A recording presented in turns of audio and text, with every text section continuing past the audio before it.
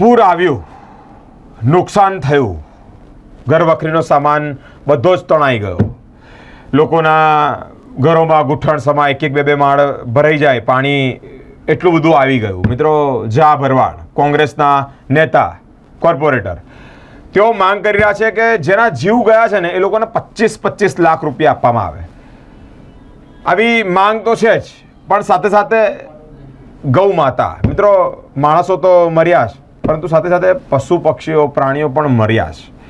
ગૌ માતા જેનામાં 33 કરોડ દેવી દેવતા આપણે દર્શન કરીએ છીએ, પગે લાગીએ છીએ, એવા ગૌ માતા પણ તણાયા છે. તો હવે એ લોકોને પણ એટલે કે ત્યાં પણ ન્યાય મળવો જોઈએ. કોંગ્રેસના નેતાઓ દ્વારા ન્યાયની માંગ કરવામાં આવી છે અને પૂરના પાણી જે જગ્યાએ તકલીફ પહોંચી છે તે અંતર્ગત વિરોધ પણ કરવામાં આવી રહ્યો છે. સૌપ્રથમ તો છેલ્લા 27 વર્ષથી આ વડોદરા શહેરમાં ભારતીય જનતા પાર્ટીનું શાસન છે. તમે જુઓ કે જે રીતે જુલાઈ મહિનામાં વરસાદ પડ્યો ત્યારે કે 8 ઇંચ પડ્યો, 11 ઇંચ પડ્યો, 13 ઇંચ પડ્યો, આવા ખોટા આંકડા બતાવી અને આજવા સરોવરનું કંઈ ધ્યાન આપ્યું નહીં, ત્યારે પણ પૂર આવ્યું. ત્યારબાદ હમણાં જે આ 26 તારીખ પછીની જે ઘટના બની, તમે જુઓ કે વડોદરા શહેરને આ ભારતીય જનતા પાર્ટીના શાસકોએ, આ અણઘડ વહીવટકર્તાઓએ, આ સત્તાના નશામાં ચકચૂર થયેલા ઘમંડી સત્તાધીશોએ આ વડોદરા શહેરના નાગરિકોને જે આફતમાં મૂકી દીધા.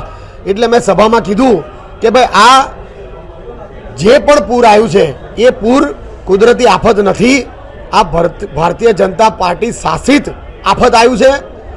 માનવ સર્જિત નહીં, પણ ભારતીય જનતા પાર્ટી સર્જિત આ આફત એ લોકોએ વડોદરા શહેરને થોપી છે. એના કારણે કરોડો રૂપિયાનું લોકોને નુકસાન થયું છે.